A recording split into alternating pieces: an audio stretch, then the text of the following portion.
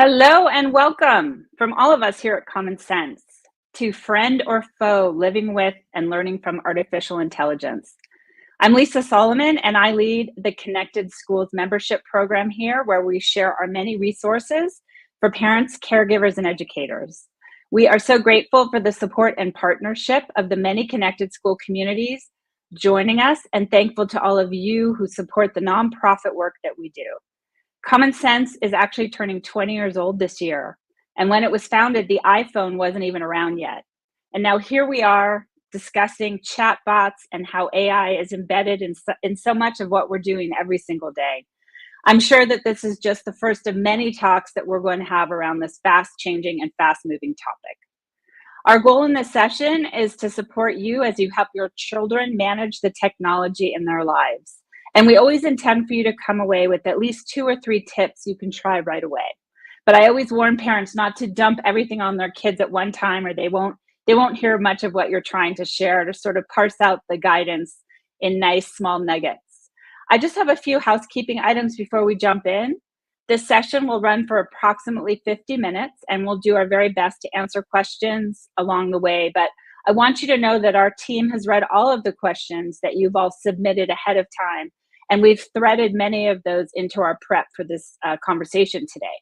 If you are joining us live, I encourage you to pop comments and new questions into the chat. We'll be monitoring those in real time. And our team is also going to add useful resources, so keep an eye on that chat as well for a lot of news you can use.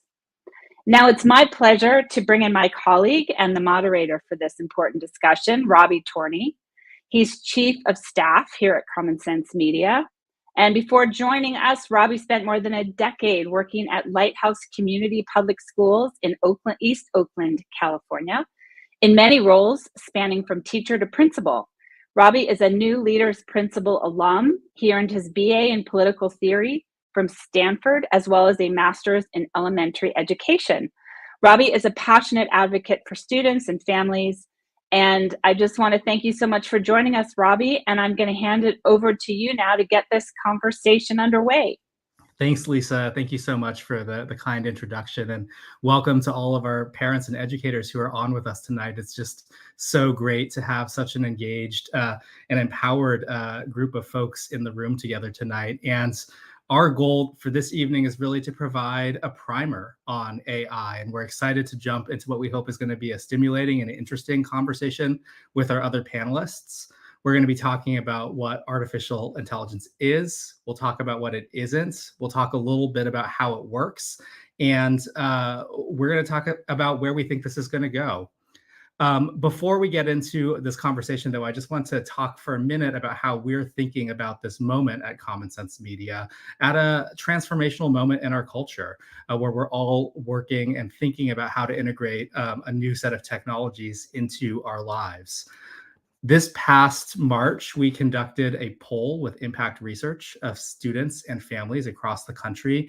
And one of the things that this poll showed was that kids are already using this technology across the country, and parents are using it much less, and teachers are using it much less. Additionally, kids know a lot about these new AI tools more than their parents do, and regardless of whether or not their parents or teachers think that they're using them, they are.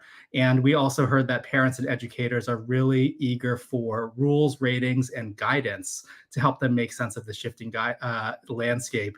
And later in the conversation, I'll tell you a little bit about some of our AI ratings and reviews and other efforts that will be coming out later this month to help educators and parents make sense of this landscape. We also know that the education landscape has really changed dramatically over the past few years with COVID, before that with the EdTech revolution, and now we have AI in the mix as well, raising the stakes again.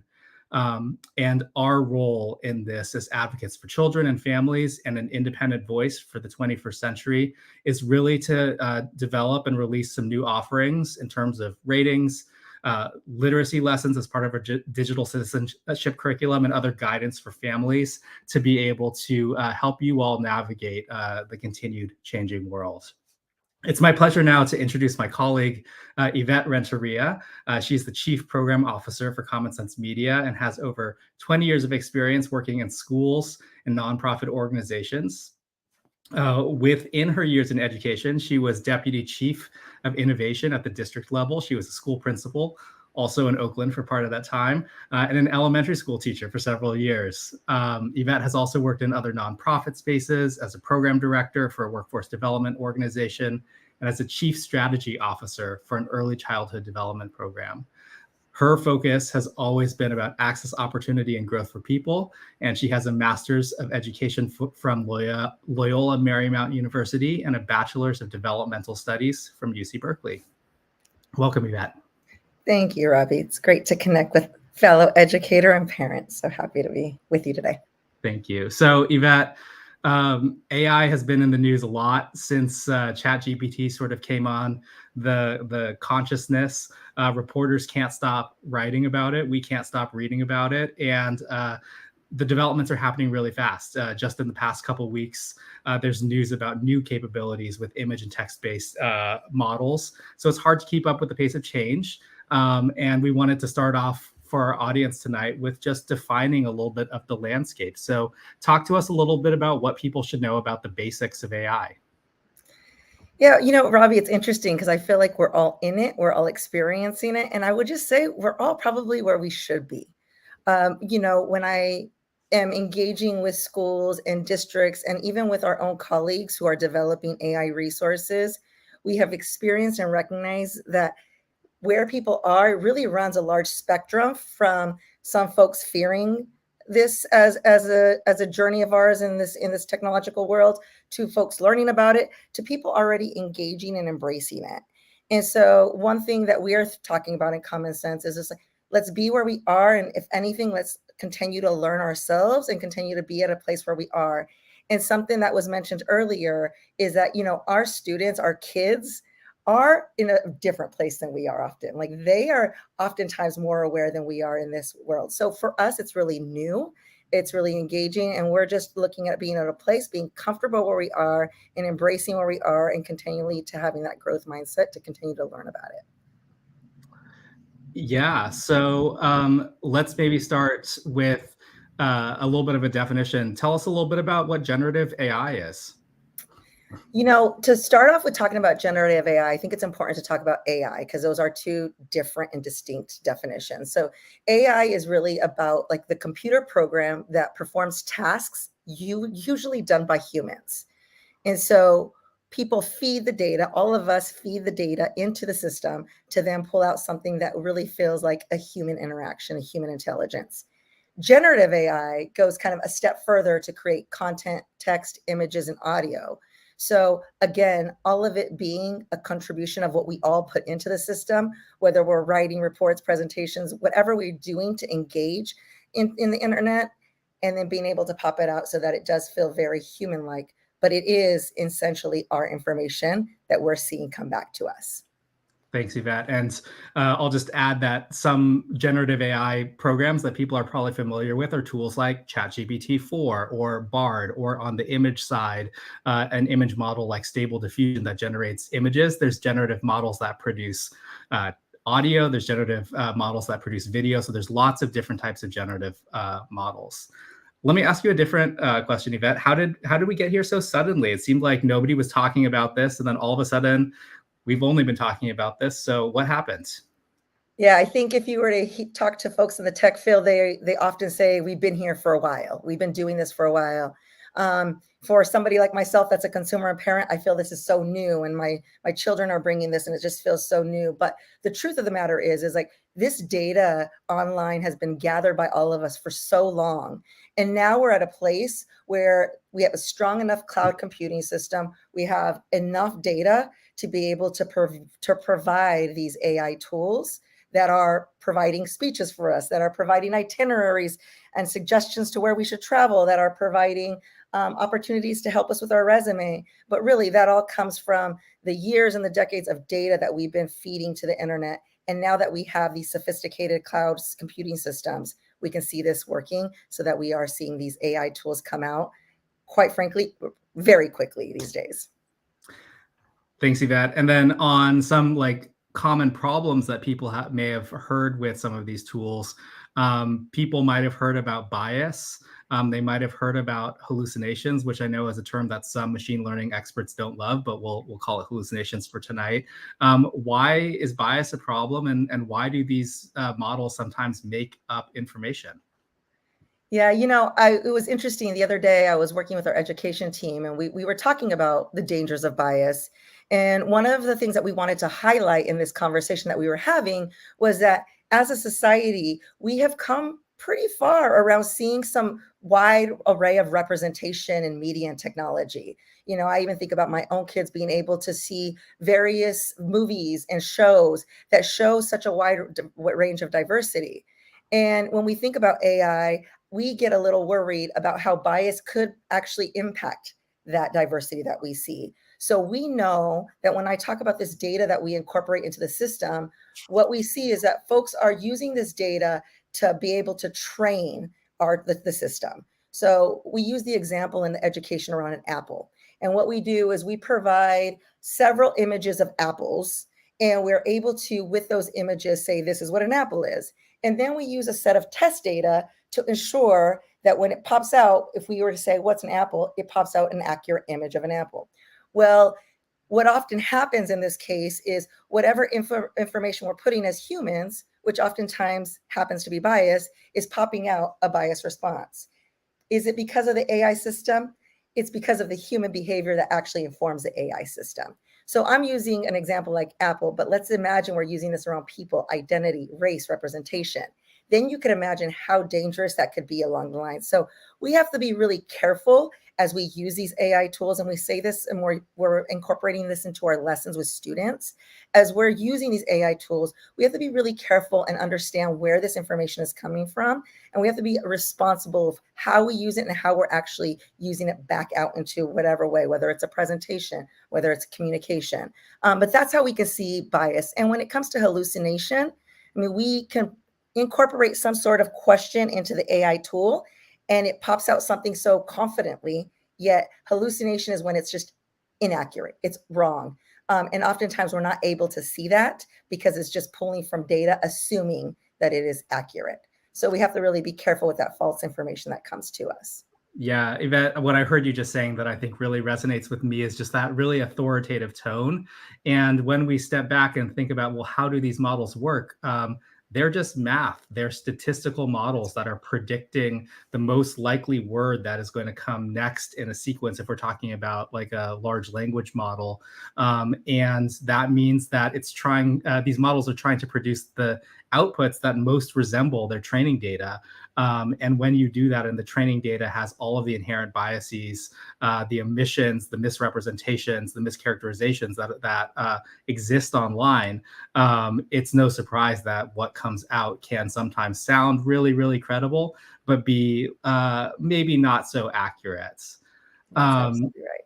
I think one other thing that I'll just add to what you shared earlier, Yvette, is that we've been using AI for a really long time. Some examples that you might recognize are when you are typing in a URL bar and there's predictive text. That's an application of AI. When you use the Google Assistant or Amazon Alexa, that is a type of AI. Even on this call right now, you're hearing a really good sound quality and you're canceling out background noise. That's another type of AI. We've been using AI for a really long time, and we've been using AI in schools for a really long time. But this generative explosion, that does feel a little bit new, and it feels a little bit differently. Do you want to tell us, just before we wrap up and bring in some of our other panelists, just a little bit about our approach to developing some of our lessons around AI literacy? Yeah, there's several directions. We've had a chance to engage with several school districts, and you could go various approaches. You can cover AI through an ethical perspective. We could cover AI through career readiness and how do we actually support students and kids in, gaining some sort of skill set to be a part of this field. And for us specifically, we are kind of centering ourselves around the ethical nature of AI and making sure that we're supporting our kids in responsible use, with the opportunity and with the excitement of what they can do if they are engaging in AI around skill building, if this tends to be an interest or a skill set or a career track for them.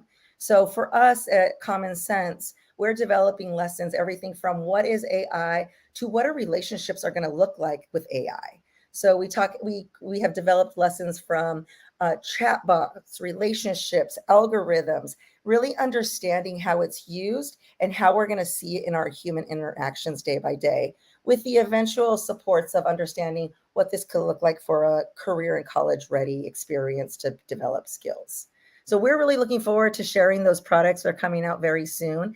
And we're also, as we speak, talking and engaging with educators to support them through this journey as well. Because as we mentioned in the very beginning, we're all at varied points in this understanding of AI. And what's most important right now for us as Common Sense is just to get the information and the knowledge out there for us to learn as much as possible, because it's moving, it's changing, and let's just continue to learn and move with it. Yvette, thank you so much for sharing your perspective and sort of the work that your teams are doing to help school districts and teachers and students think about what these technologies are. I can't wait to see some of the curricular resources that you've developed out in the wild and in classrooms. I'm going to bring a couple of other guests into the conversation at this point in time, and then we'll have Yvette circle back and join us again at the end. So thank you, Yvette. Thanks, Robbie. And the guests that we're bringing on now have really been at the forefront of the ongoing change in the education landscape. And they've been out there all summer and into the fall, and they're really on the ground helping schools think about how to integrate these new tools too. So with that, I'd like to first introduce Chris Dede. He's the Senior Research Fellow at the Harvard Graduate School of Education and was for 22 years. It's Timothy E. Worth Professor in Learning Technologies, and his fields of scholarship include emerging technologies, policy, and leadership.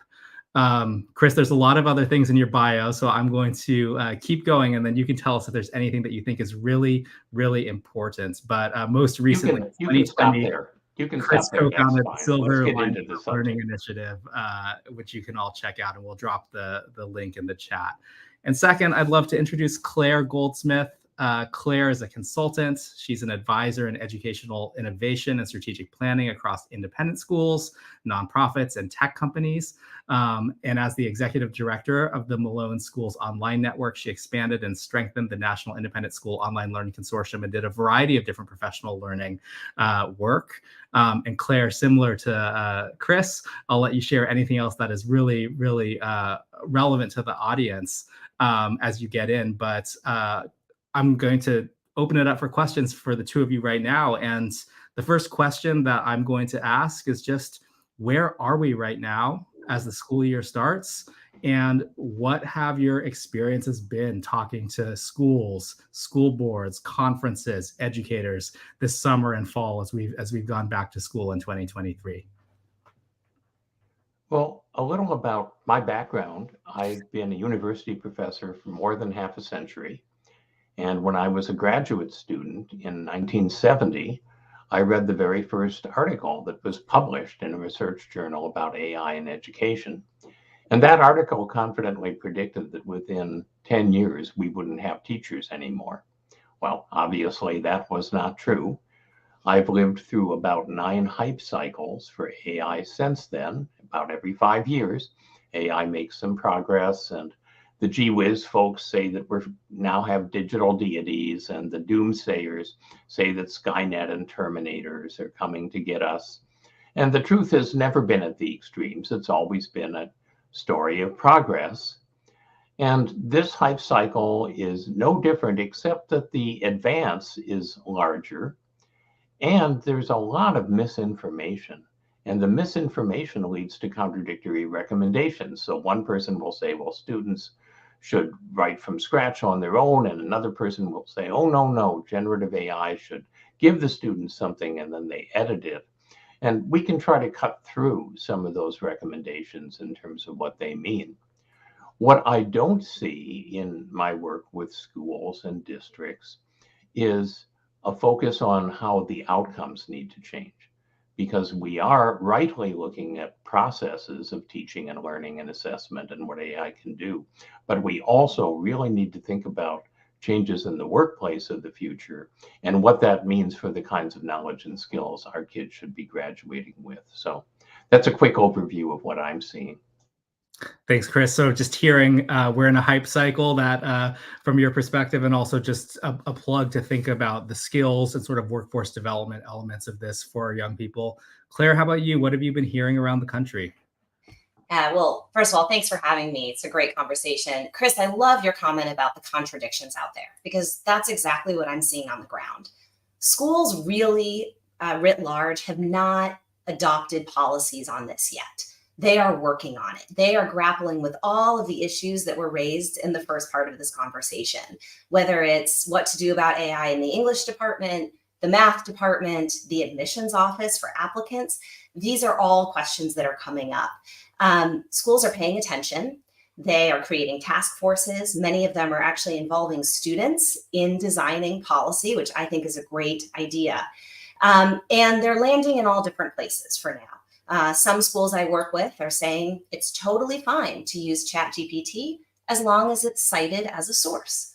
Others are saying it's okay to use if it's part of the assignment, if it's at teacher direction, and otherwise it's not. But the good news is schools are asking the right questions. They're asking questions like, is using ChatGPT plagiarism? How can its use actually improve the learning goals we have for students? How could it help neurodiverse learners? If I'm concerned about students cheating, what assignments am I giving, and are they the right ones? How do I prepare my students for the world of AI, not just the tools, but also the ethics? But by and large, many schools are asking, what is the opportunity that this new technology offers? And I think that's a great thing. That's so great to hear. My next question for the two of you is just to tell our audience, how can AI aid in learning, and how, from your perspective, do you think it gets in the way of learning? And Chris, we'll kick it over to you to start us off on that question. So the big advance that generative AI has created is natural language processing, as you might expect from the fact that these are large language models. Since the very beginning of AI, 3/4 of a century ago, people have been trying to be able to just talk in normal conversation to a machine and have it respond in an appropriate way. And that breakthrough has finally happened with this generation of AI.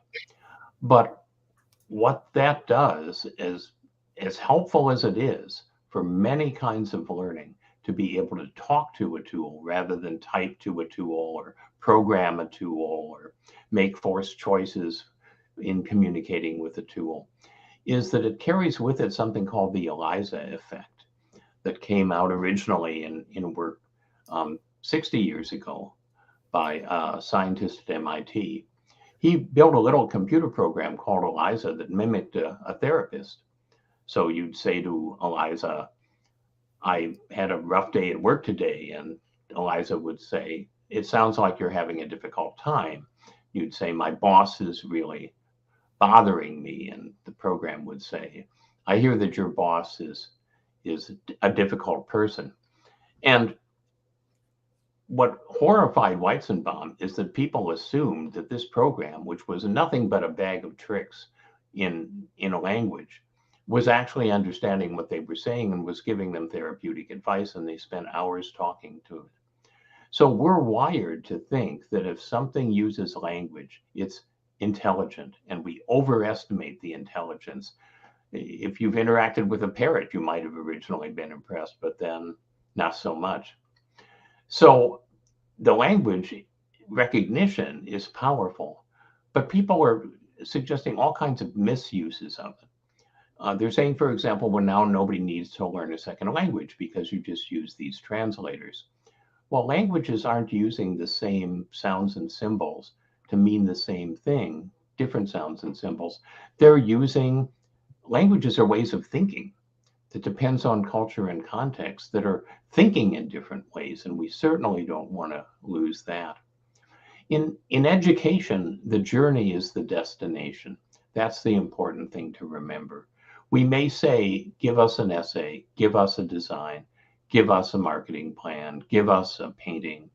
But what we really are saying is that's a proxy for a journey that you're going to make in learning how to produce that. And if you let anything else do your producing for you, whether that's a person or whether that's a machine, you're short-circuiting the journey. And you end up not knowing how you got to the destination and not being able to repeat that.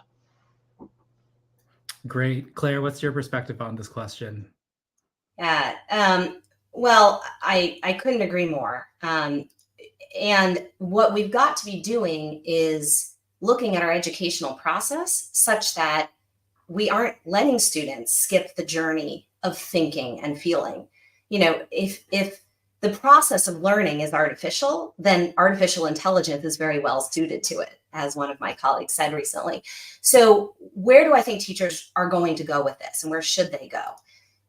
They are going to go more to a model that I've championed for a long time, which is called the flipped classroom, which is that many of the things that we used to do as homework will now be done more in class. And many of the things that used to be done in class will now be done as homework, so that what we're centering in the classroom is what is actually the most human and what actually centers thinking and feeling. So that's human relationships, that's debate and discussion and group work. It's building empathy. It's building the student-teacher relationship. It's centering the journey right there in the classroom. I think that's going to be very important.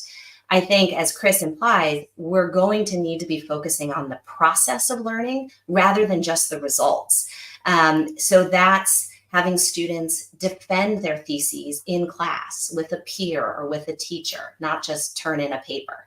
It's more discussion. It's explaining how you got to your conclusions, not just spitting out the right answer. And I think finally, we're going to be moving from praising competence to really looking for and praising excellence. I think that AI is going to help us actually raise the bar on learning so that the simple, competent paper that an AI chatbot can produce is not really the end goal. That what we're looking for is something beyond that. It's letting students go farther, faster, in a sense, and raising the baseline so that we're not just in an artificial mode of learning that artificial intelligence can basically do for us. Yeah, that's a really interesting perspective, and I think one example that I've seen out in the world is like a example of what this can look like, not in the K-12 world, but in the college world. Is there's a professor named Ethan Mollick, who is at the University of Pennsylvania, I believe, in their MBA program. And he has some really creative and interesting tasks and approaches and ideas to thinking about how we can use these technologies in ways to do what I heard both of you talk about, which is to let the students do the heavy lifting, to let the focus be on the journey, not on the destination, but in a really, really powerful way. So check out some of Ethan Mollick's stuff for our audience if you haven't heard of him, and be prepared to be blown away. In thinking about the promise of AI, and thinking about how much this might be asking of teachers who have been through numerous hype cycles or new waves of technology, I would love just to think about some more specific potential benefits. So Chris, talk to me a little bit about the benefit for these technologies to support teachers, to have their work be more sustainable, more joyful, more human, to focus on what Claire said, to focus on the more human parts of the task. That's exactly right. I am Associate Director for Research of one of the 5 national AI institutes that were funded by our National Science Foundation to improve education. And our particular institute looks at adult learning and online education, but 4 of the other institutes look at pre-college learning of different types. And all of the institutes are building AI-based tools, not to replace teachers, but to help teachers.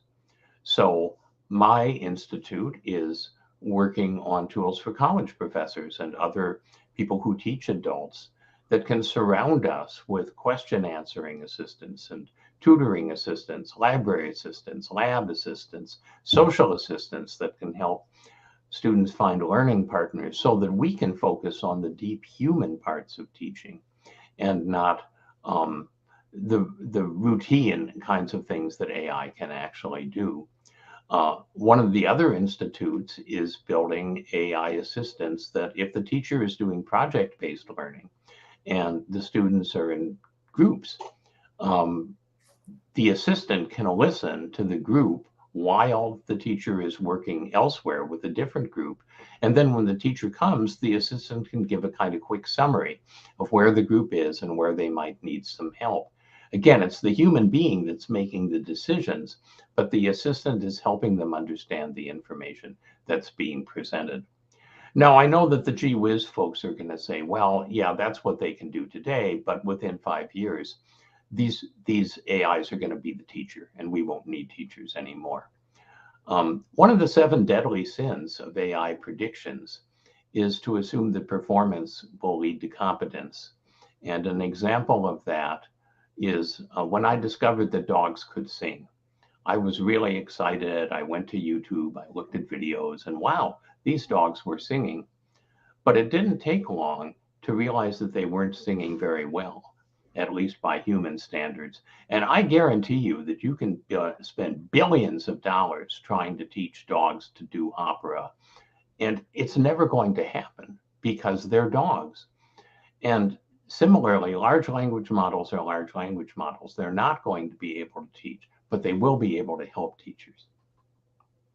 Yeah. One of the most fascinating products that I've seen recently, which is in early development, is a tool called PlayLab AI, which allows teachers to design AI applications for things that are challenges or barriers or needs in their own classroom space. And it's just been really cool to see some of the really powerful tools that are like localized and built within school contexts to meet individual teacher needs. So, and definitely hear the caution around quality there, Chris. Thank you for that. Claire, talk to us a little bit about the potential for AI to maybe increase engagement and motivation in classrooms for students or for teachers. Sure. So this is just an exploding field as well.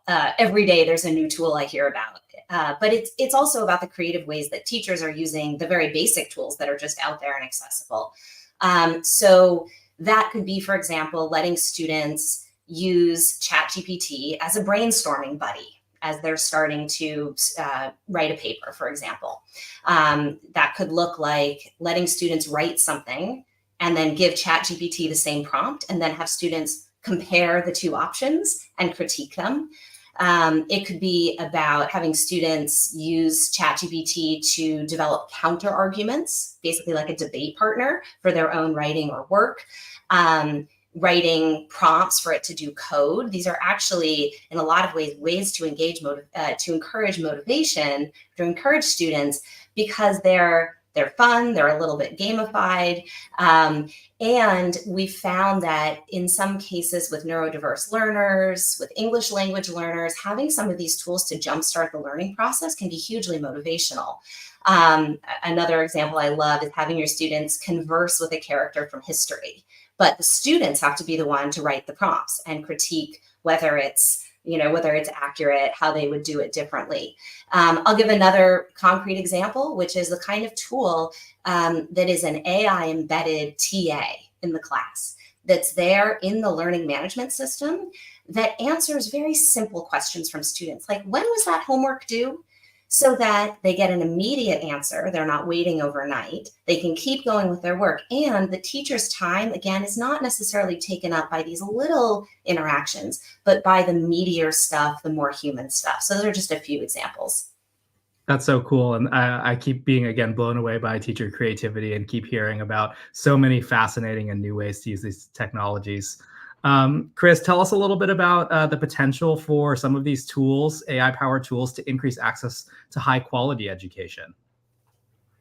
So one of the things that we lack often in education is that we're still focused on teaching by telling and learning by listening, both pre-college and even, unfortunately, at elite universities, when we know that active learning by doing with guidance and mentoring and coaching is far more powerful. And so simulations of different kinds. At Harvard, I have a colleague who teaches Romance languages and introductory French, and chatbots are able to simulate agents in a virtual Paris where the students can practice their French in different ways. I'm part of a team that's developed a game for ethical decision making called Quandary, where you interact with different residents in a small town and are confronted with ethical decisions where somebody's going to get hurt no matter what you decide, and work through a strategy for dealing with that. And again, the AI can make that come alive. My colleagues and I at Harvard built 4 ecosystem simulations where students can sit in a classroom, but they can be in a virtual ecosystem where they're wearing the shoes of an ecosystem scientist.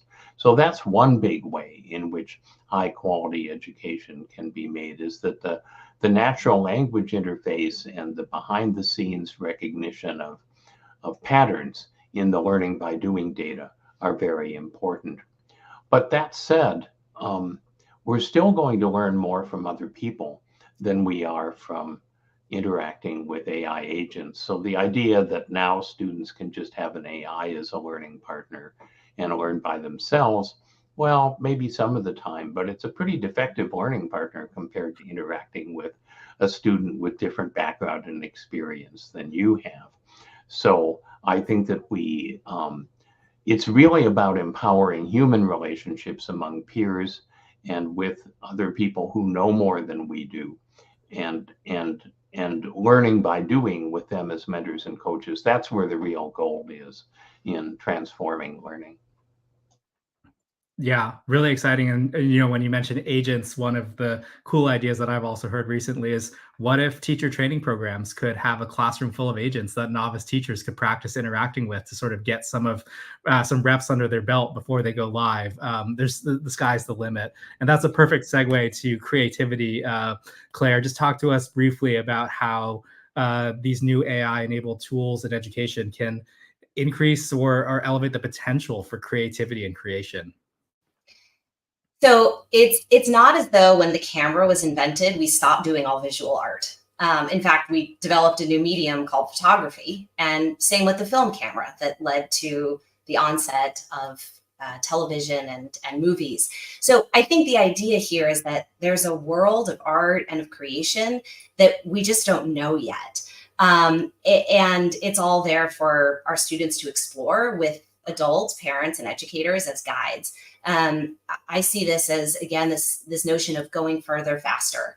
As long as we are cautious, and I think we'll be talking about that a bit more in the next segment, we can really unleash new media that we haven't even dreamed up yet, and we need to be ready to let students do that. I love it. Can't wait to see. There's already so much amazing visual and mixed media art that's using AI. It's going to really push the envelope on creativity, and it's really exciting to think about kids and teachers having and being empowered to use these tools. We're going to pivot in a second to talk about what families should be thinking about and doing. But before that, I just, for our audience, want to talk just briefly about some of the potential challenges or negatives or downsides, some of the downstream effects that we all want to think about. We at Common Sense Media, as we're getting ready to release our first AI ratings and reviews of products like ChatGPT-4 or DALL-E or Conmigo, we put together a set of AI principles that are an affirmative stance around what we think AI should do. It's an ethical charter.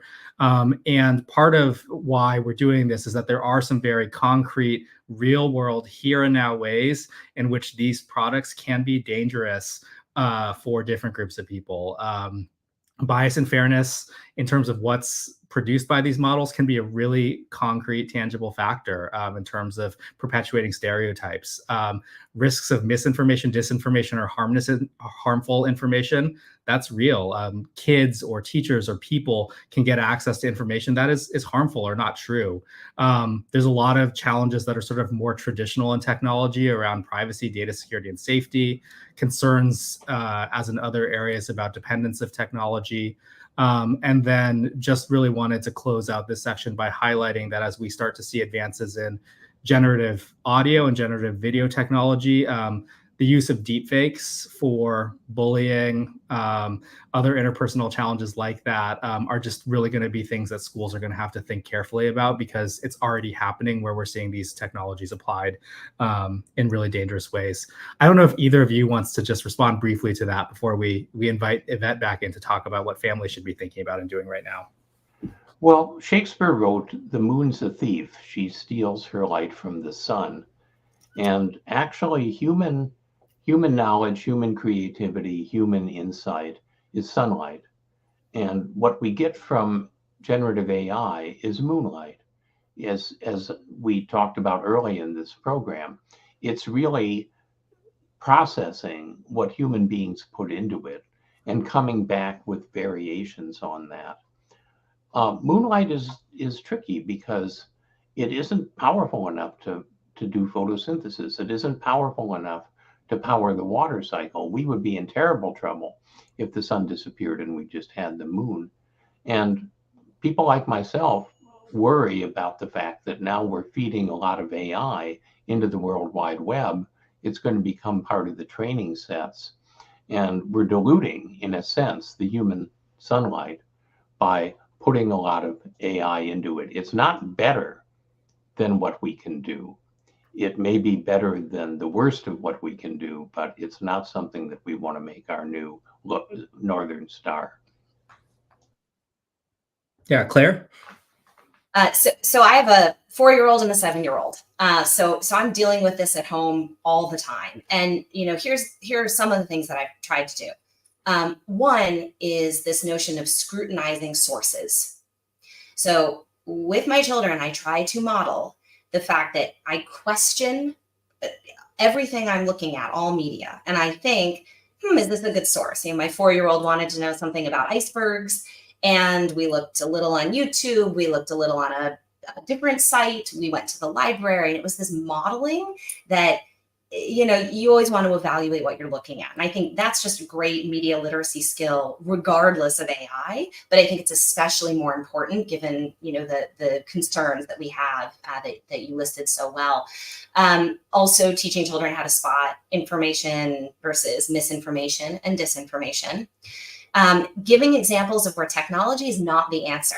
Chris gave this wonderful, example of foreign languages. And that's a great example of where, an online language translator isn't going to help you in the moment right now if you're dropped in another country. And in fact, using a translator takes away from something human, right, that we've all experienced, struggling somewhere else to communicate. And so making sure that children understand that there are plenty of experiences like that in life, and turning to your phone is not always the answer. And then finally, I like to remind young people that a human built it. So as amazing as this tool is that we're using, and it's just knocking your socks off, there was a really smart human behind it who came up with this idea, who built it. And I think that sends the message that they too can be behind the wheel with this new technology. Great, tangible suggestions. Let's bring Yvette back in. Yvette, welcome back on stage. And just because we haven't heard from you in a little while, I'm going to go to you first before I go to Chris. Tell us, what should families be thinking about and doing right now? Yeah, I would say the one really important thing to do is continue to have these conversations, have the dialogue. Claire, you and I both have 7-year-old, and I used to think that was too young to have these conversations, but it's not young at all.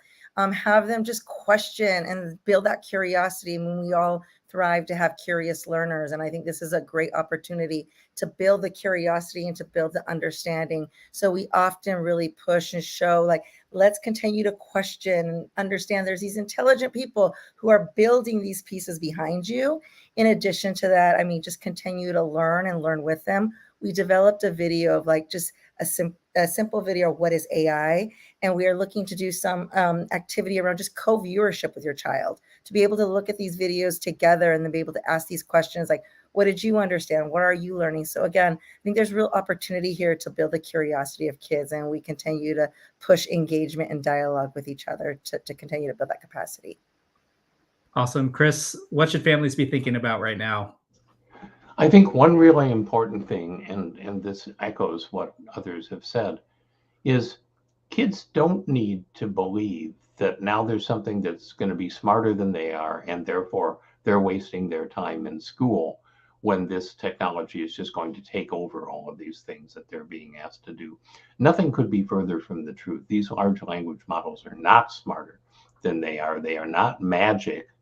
And in fact, when those kids graduate and go for a job interview, they're going to be asked to, if they want a marketing job, to do a marketing plan. If they want a job as an illustrator, to do an illustration, and so on. And then the interviewer is going to put a prompt in and ask generative AI to do the same thing. If what the kid does, what the graduate does, isn't better than what generative AI can do, they're not going to get the job. So creativity, humans believing they can be better than AI, not under AI, is really, really important. And in terms of schools, what I would say is, now that we have something that's as major a shift in technology as this, as powerful a technology as this, schools should be focusing on doing better things rather than doing things better. They shouldn't just be automating with AI, the old industrial model of schooling. They should be transforming and innovating in the ways that we've talked about in this program. And if your school isn't doing that as an educator, as a parent, as a school board member, you need to really help them think about how to do things better. Thanks. That's awesome advice. Well, we're going to try to end on a positive note before we go into audience questions. And one of the questions is about cheating. So I know that may be on your mind, and we're going to get to that. But just to try to end on a positive note, we're each going to sort of give a tip or a suggestion for families and educators as they're thinking about these tools. I'm going to go first, and then I'm going to pass it to Chris, Claire, and Yvette. So my suggestion for all of you on this call is really just to a point that Yvette made, co-use these tools, explore these tools with your child. I have a 2.5-year-old, and being able to get on Dolly with him and play around with putting prompts in and seeing what it comes out, and tweaking and engaging together is a great way to start some of these conversations about what the technology is, what it can do, how it works, and where it falls down and doesn't do a particularly good job. Claire, I'm going to pass it to you. I would just say that when people say school doesn't matter anymore, I say that it's exactly the opposite for a lot of the reasons Chris said, but also because schools are where we train future leaders in our world to understand this technology and to regulate it if that's needed. So schools actually matter more today in teaching these essential human skills like the leadership, the ethics, the teamwork. Those are the kinds of skills that are going to continue to let humans sort of lead this process and use AI to solve really big problems in the world, or put booster rockets on humans. But we need young people to be educated in how to do that. Chris, what's your final optimistic note for the audience this evening? We've been talking a lot about AI, but what I'm really excited about is IA, intelligence augmentation. When a human being and an AI each do what they do well in a way that complements each other, and the combination can do much more than either could individually. Science fiction has thought about this for a long time. Some of you may be familiar with Star Trek: The Next Generation. Captain Picard is the wise human being. Dede is the android that looks like a human, but is really an AI. And Dede helps Picard, but it's ultimately Picard's wisdom, Picard's deep knowledge of human beings, Picard's judgment, Picard's ethical system, and so on, that is the core of keeping the starship healthy. And that's where we stand with AI. We don't want to educate our children to be Dede. We want to educate them to be Picard. Yvette, what's your final optimistic note for the audience this evening? I love that, Chris. I think there's an opportunity to really have our kids think about innovation here. You know, what could be, and really, again, like I keep on going down to the conversation and having the discussion with kids, but also having them explore the possibilities of what could be, what can they create? Because the truth is that our kids will be the ones taking this on in the future and creating the journey of AI. So I think it would be helpful and healthy to have them think and generate about all those ideas that can happen here and that we can do for good. Well, I'm feeling a little more optimistic with some of the great tips and tricks that folks just shared. Claire, did I skip you? No, okay. My bad. If I just wanted to make sure I wasn't skipping anyone. Thanks for letting me check. I think as I close out, before we kick it over to questions, and the first question is about cheating, so you all can start thinking about that on our panel. I just want to reiterate that at Common Sense Media, one of the key things that we've been hearing from our stakeholders, from parents, from educators, from school systems is how do I tell if these products are good? How do I tell if they're safe? What does good mean? And we are really excited that within the month, we will be releasing our first set of 10 AI ratings and reviews. These are going to be simple, easy to understand reviews that you can look at that help understand some of the different dimensions or complexities of some of the domains we've talked about this evening, that will help you understand what some of these tools are really good at and where they might be dangerous or not fully developed yet. So with that, keep an eye out for that, and keep an eye out for the AI literacy lessons that Yvette talked about earlier. I'm going to open it up to our panel to talk about cheating, which was a hot topic question for this evening. Does AI teach kids that cheating is okay? And how can schools think about cheating in the age of AI? Well, it's interesting that nobody cheats when they're playing a video game in terms of having an AI do it. I mean, you can't imagine a kid saying, okay, I'm going to let my chatbot play for me, and then at the end, I'll just show up and take a bow because they did well. No, the AI would be having all the fun. The AI would be the one that knew how to play the game well. And so kids are saying, I'm not going to cheat on that. Nobody cheats in their own diary, because you're doing the diary as a way of understanding yourself and reflecting and taking that journey. And part of why kids cheat, whether there's AI or not AI, is they don't see the meaning in what they're doing. They don't see the value of the journey that they're taking. They don't understand that the product is just a proxy. And so having conversations with kids and emphasizing process and not just product are ways of showing that we really value the journey that they're taking and that they're the ones that are gaining the most from this journey. Yeah, I mean, there's no fun in cheating, and you're not learning anything. It's like trying to get stronger by watching someone else exercise.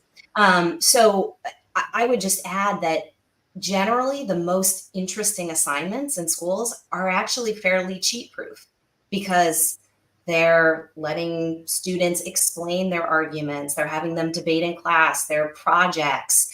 They're creating new knowledge, those kinds of things. And so I do think schools are going to move more toward assignments that are harder to cheat on. And that's probably a good thing, because they may actually promote deeper learning. And I would just like to highlight Claire's response previously around the flipped classroom opportunity here, like in the idea of like transitioning to this flipped classroom where there's more discussion, more of the work is being done at home to then have more of a fruitful discussion and engagement in the classroom. Shifting gears to another audience question. Thanks for those great responses and thoughts. It's a complicated issue. What are some practical ways to engage with my kids in ChatGPT? Or maybe how another version of that question that just came in, how do I integrate learning about AI into daily family educational activities? Well, modeling, it's the same with all tech use. I try when I can, if I have my phone and I'm doing something on my phone, to actually narrate to my children what I'm doing on it, so they know the difference between making a dinner reservation on Open Table and just, doing social media, or if I'm setting up a play date, those kinds of things. And so I think it's when you're using it, highlight it, explain what it is, explain why you're using it, critique it possibly. I told a joke the other day that ChatGPT made up, and I made a lot of fun of how ChatGPT wrote the joke. And, I hope that those moments are teaching something about what we think about AI as it's evolving and how we can use it. if I can offer an answer to the question that I asked, there is a blog that I really love called AI Weirdness. It's by an AI researcher named Janelle Shane. I love AI Weirdness because the things that AI does that are weird are a really good way to learn what their limitations are. And I think it's really fascinating and cool to look into that with kids. Like, why does AI see giraffes everywhere? Like, that's a theme that is explored on the blog. There's a scientific mathematical reason for why AI thinks that there's giraffes everywhere. But the implications and the downsides of that are crazy. Why does AI tell you that it's good at tic-tac-toe when it's in fact terrible at tic-tac-toe, and it will confidently lie and tell you how good its moves are, but in fact doesn't know how to play the game? Like, these are some really tangible ways to like look at where the technology breaks down. And it's also really fun just to see what the technology does when it goes awry. I think there's some Halloween or fall themed things on the blog right now that are pretty fun. Other perspectives on this question about how to engage kids in using AI? I would say not only modeling, but doing it with them. You know, my son right now is really into honey badgers for some odd reason, but like, you know, asking these questions around it and just seeing what the answer is and being able to have those discussions. But I think it's always really healthy to like be able to explore these prompts jointly and being able to ask these questions, asking them to ask the questions, to be able to ask the right questions to get whatever answer and response they want. So again, never too young to do that and have fun exploring together. Yeah, learning about prompting, such an interesting skill for the moment of right now. This has been such a great conversation, and I just want to thank each of you, Chris, Yvette, and Claire, for spending some time with us this evening. And I really want to thank our audience for spending time with us this evening just to hear us talking about and learn about these vital issues. I'm also going to sign off, and I'm going to pass it off to Lisa Solomon to say goodnight to all of you. So from your panelists, good night, and thank you so much. Hey there. Thanks so much, Robbie. And as you mentioned, just a huge thanks to you as well, Claire, Chris, and Yvette, for your time and expertise for this start of a discussion that I know we're going to have more and more about AI and its implications. I also urge everyone to be a little kind to yourself and to your schools as we all figure out how this is all going to unfold and how we can best use this and these tools at home and in the classroom. I also want to thank each and every one of you for watching this discussion. I encourage you to consult Common Sense Media's resources as you work through the challenges of raising kids in today's very connected world. We have a free newsletter you can sign up for and so many other resources for families and educators. So we appreciate you taking the time to join us and have a great rest of your day. Thank you.